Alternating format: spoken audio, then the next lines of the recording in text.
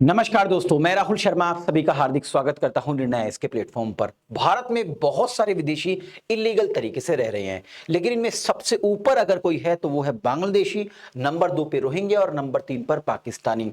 इन देश के लोग इलीगल तरीके से भारत में रह रहे हैं। अगर भारत सरकार इन पे कोई भी एक्शन लेती है तो विदेशों का तो छोड़िए, भारत के अंदर बहुत सारी संस्थाएं हैं या बहुत सारे तथाकथित वो लोग हैं जो अपने आप को भारतीय कहते हैं, इनके सपोर्ट में आ जाते हैं और कहते हैं कि इनके खिलाफ इलीगल एक्शन भारत सरकार ना ले। इवन सुप्रीम कोर्ट का दरवाजा भी खटखटा देते हैं कई बार वो लोग इनके सपोर्ट में। लेकिन दोस्तों, अभी तक ये केवल भारत तक सीमित था, लेकिन अब विदेशी संस्थाएं यानी यूनाइटेड नेशंस का जो ह्यूमन राइट कमीशन है वो भी अब इन रोहिंग्या मुस्लिमों के सपोर्ट में आ गया है। बाकायदा United Nations human right commission के अंदर ये कहा गया है कि भारत के अंदर इन रोहिंग्याओं के खिलाफ अन्याय हो रहा है, इलीगल एक्शन लिया जा रहा है, इनको भारत से भगाया जा रहा है, इनको भारत से ना भगाया जाए, इनको वहां पर शरण दी जाए, ये शरणार्थी है, इनको परमानेंट रेजिडेंट दिया जाए और इनको मुआवजा भी दिया जाए। आखिरकार ये न्यूज है क्या, तो इसको डिटेल में समझने की कोशिश करेंगे। कैसे जो आवाज भारत के अंदर से उठी थी अब वो यूनाइटेड नेशन तक पहुंच गई है दोस्तों। लेकिन उससे पहले मैं एक इंफॉर्मेशन देता हूं आपको। अगर आप यूपीएससी की तैयारी कर रहे हैं और आपका माध्यम हिंदी है और करंट अफेयर्स आपकी तैयारी में एक ऑब्स्टेकल यानी अवरोधक का काम करता है, तो निर्णय आइस आपके लिए लेकर आया free of cost current affairs का मटेरियल। इस वीडियो के लिंक में डिस्क्रिप्शन में जाइएगा, वहां पर एक लिंक दिया गया, उस लिंक पर क्लिक कीजिए और सिंपल से स्टेप्स को फॉलो करते हुए आप डाउनलोड कर सकते हैं free of cost current affairs का पीडीएफ कलरफुल इमेज के साथ। आपको मंथली बेसिस पर और डेली बेसिस पर करंट अफेयर्स का PDF free of cost provide कर दिया जाएगा। चलिए इस न्यूज पर आते हैं दोस्तों। आप सभी जानते हैं 6 मई की लेट नाइट और 7 मई की अर्ली मॉर्निंग को भारतीय एयरफोर्स ऑपरेशन सिंदूर के तहत पाकिस्तान के 9 आतंकवादी ठिकानों पर हमला करता है। इंटरनेशनल थ्रेट को देखते हुए, आंतरिक उठापटक को देखते हुए जो गृह मंत्रालय है वो सभी राज्यों को एक एडवाइजरी जारी करता है।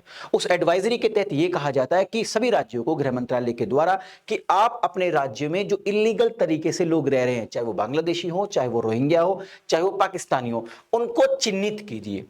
अब केवल गृह मंत्रालय ने उनको चिन्हित करने के लिए कहा था, लेकिन उसके 2-3 दिन बाद ही भारत की सुप्रीम कोर्ट में कुछ भारतीय वकीलों ने एक याचिका दाखिल कर दी।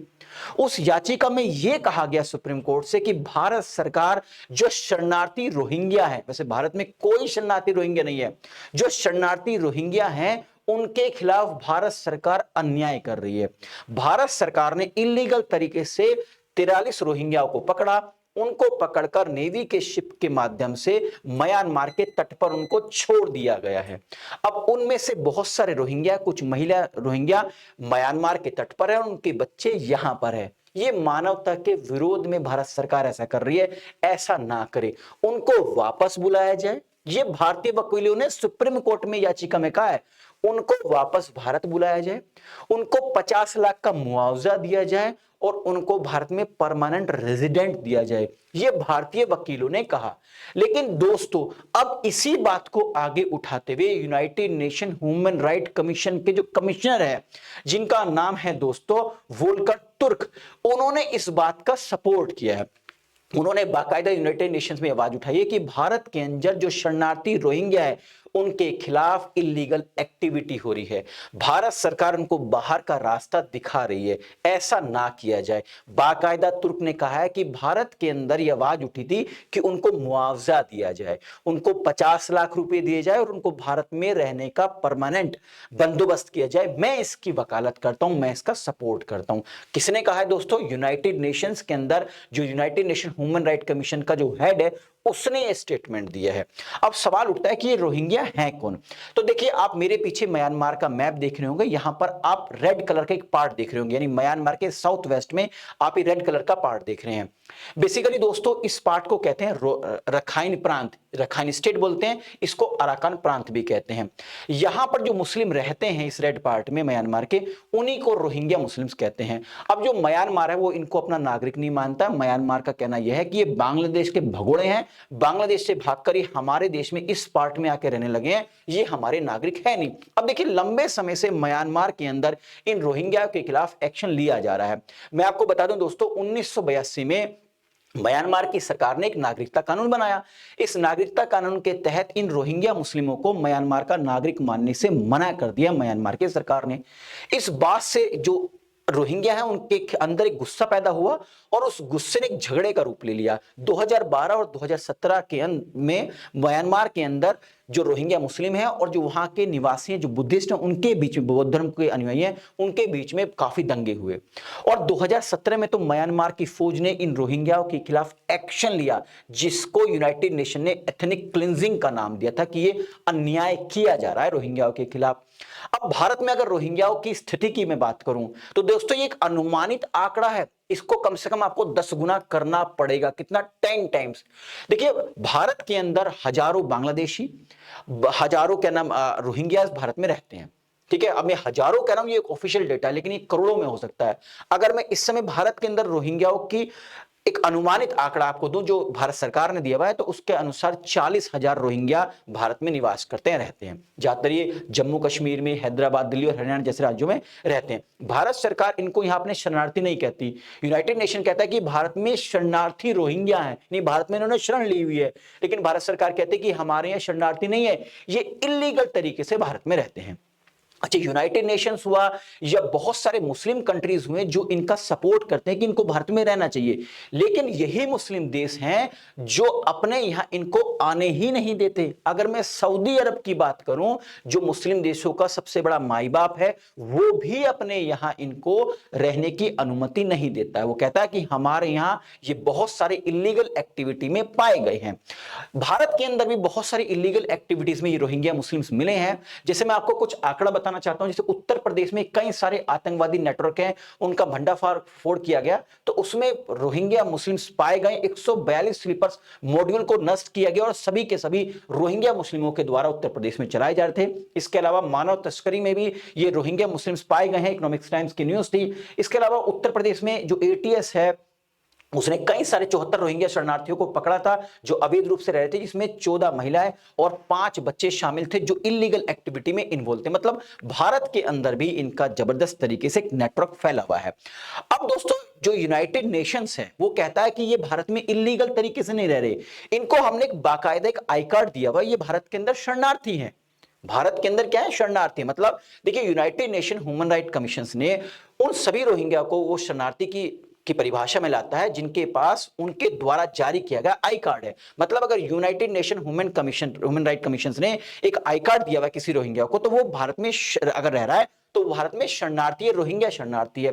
लेकिन भारत मानता ही नहीं है इसको। भारत सरकार ने कह दिया ऐसा कोई चक्कर नहीं है भाई, हम किसी को शरणार्थी रोहिंग्या नहीं मानते, ये सब अवैध रूप से रहते हैं। जैसे मैंने आपको कहा ना, भारत के अंदर ही जैसे ही ये कहा गया कि ऑपरेशन सिंदूर के तहत गृह मंत्रालय ने कि उनको चिन्हित कीजिए, तो तुरंत ही भारत के कुछ वकीलों ने सुप्रीम कोर्ट में जाके गुजारिश की थी कि भारत ये अन्याय कर रहा है इन रोहिंग्याओं पर, इनको उठाकर जो म्यांमार भेजा गया उनको वापस बुलाया जाए, उनको 50 लाख का मुआवजा दिया जाए, उनको भारत में परमानेंट रेजिडेंट दिया जाए, क्योंकि ये भारत के अंदर शरणार्थी हैं United nation human right commission के द्वारा। लेकिन गृह मंत्रालय ने स्पष्ट कर दिया है कि हम ऐसे किसी भी व्यक्ति को शरणार्थी नहीं मानते हैं, क्योंकि भारत ने 1951 के जो शरणार्थी सम्मेलन है, यानी जो रिफ्यूजी कन्वेंशन है, उस पर किसी भी तरीके का कोई भी सिग्नेचर यानी हस्ताक्षर नहीं किया है। मतलब गृह मंत्रालय ने स्पष्ट तौर से कह दिया है कि हम किसी भी रोहिंग्याओं को शरणार्थी रोहिंग्या नहीं मानते, हम इनको बाहर का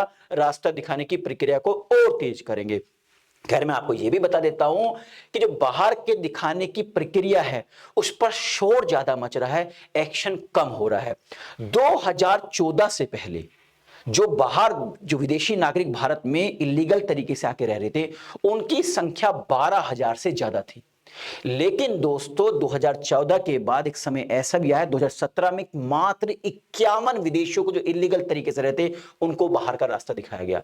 मतलब सरकार थोड़ा शोर ज्यादा मचा रही है, इनको बाहर का रास्ता कम दिखा रही है। इसी बात का फायदा उठाते हैं भारत में रहने वाले कुछ वो नागरिक जो अपने को भारतीय कहते हैं, इनके सपोर्ट में आते हैं, और इनको देखम देख अब यूनाइटेड नेशंस के अंदर भी आवाज उठने लगी है कि इनका सपोर्ट किया जाए, इनको बाहर ना भेजा जाए। इसीलिए तुर्क ने स्पष्ट तौर से कहा, जो United nation human commission right का जो प्रमुख है, कि भारत के अंदर जो आवाज उठी है ना, 50 लाख का इनको मुआवजा दिया जाए, इनको परमानेंट रेजिडेंट दिया जाए, मैं इसका फुल सपोर्ट करता हूं, क्योंकि ये भी इंसान है। लेकिन तुर्क साहब ये भूल गए कि पूरा यूरोप खाली है, पूरा अमेरिका खाली है, वहां पर इनको शिफ्ट कर दो। भारत में तो वैसे भी रिसोर्सेज की कमी है, भारत के अंदर जो भारतीय नौजवान हैं उनके पास रोजगार की कमी है, खाने की दिक्कत है, जब तो 85 करोड़ लोगों को फ्री में गेहूं चावल बांटा जा रहा है।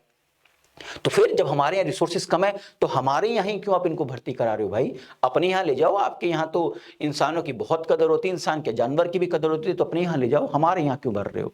हमारे यहाँ तो नौकरियां भी कम है, गरीबी भी आप जानते हैं चरम सीमा पर है, तो आप अपने यहाँ लेके जाइए। लेकिन अपने यहाँ नहीं बोलेंगे, अपने यहाँ पे ये नए तरीके के ऑब्स्टेकल लगा देंगे, अवरोध लगाएंगे, कुछ ना कुछ दिक्कतें बता देंगे। लेकिन भारत में इनको कहेंगे कि नहीं नहीं, भारत में इनको शरण दी जानी चाहिए, भारत में ह्यूमन राइट्स का वॉयलेशन हो रहा है। तो आप मुझे बताइएगा कि क्या भारत के अंदर जो तुर्क ने कहा है, United nation human right commission का जो प्रमुख है, उसने कहा है कि इनको भारत के अंदर शरण देनी चाहिए या इनको तुरंत ही बाहर का रास्ता दिखा देना चाहिए। तो आई थिंक इस वीडियो के माध्यम से जो इन्फॉर्मेशन मैं आप तक पहुंचाना चाहता वो पहुंच गई होगी। दोबारा से ये इन्फॉर्मेशन और देता हूं रिगार्डिंग द करंट अफेयर। अगर आप यूपीएससी की तैयारी कर रहे हैं ना, आपका माध्यम हिंदी है और करंट अफेयर्स आपकी तैयारी में एक ऑब्स्टेकल, एक अवरोधक के तौर पर काम करता है, समझ में नहीं आते करंट अफेयर्स को कहां से तैयार करें, तो निर्णय आईएएस आपके लिए लेकर आया free of cost daily basis पर करंट अफेयर्स का पीडीएफ और मंथली बेसिस पर करंट अफेयर्स का पीडीएफ। इस वीडियो के डिस्क्रिप्शन में जाइएगा, वहां पर एक लिंक दिया गया है, उस लिंक पर क्लिक कीजिए, सिंपल से रजिस्ट्रेशन कीजिए, फ्री ऑफ कॉस्ट आप डेली बेसिस पर और मंथली बेसिस पर करंट अफेयर्स का कलरफुल पीडीएफ डाउनलोड कर सकते हैं। दोस्तों, आपको जीमेल और व्हाट्सएप के माध्यम से इन्फॉर्म कर दिया जाएगा जब मंथली बेसिस पर पीडीएफ अवेलेबल होया करेगा। तो आई थिंक इस वीडियो के माध्यम से इन्फॉर्मेशन जो पहुंचाना चाहता हूं पहुंच गई होगी। वीडियो पसंद आई तो लाइक और शेयर करना ना भूलें, ताकि मुझे एक मोटिवेशन मिल सके इस तरीके का कंटेंट बनाने के लिए। दोस्तों, चैनल पर पहली बार आए हैं तो चैनल को सब्सक्राइब करना ना भूलें और आप बेल आइकन को जरूर प्रेस करें, ताकि जो भी मेरे लेटेस्ट वीडियो है उसका नोटिफिकेशन आप तक पहुंचता रहे। दोस्तों, वीडियो पसंद आई है और आप इसका पीडीएफ चाहते हैं तो इस क्यूआर कोड को स्कैन करके आप मेरे टेलीग्राम से जुड़ सकते हैं, वहां पर इस वीडियो का पीडीएफ आप सभी के लिए अवेलेबल है। आप सभी का बहुत बहुत शुक्रिया। नमस्कार, जय हिंद दोस्तों।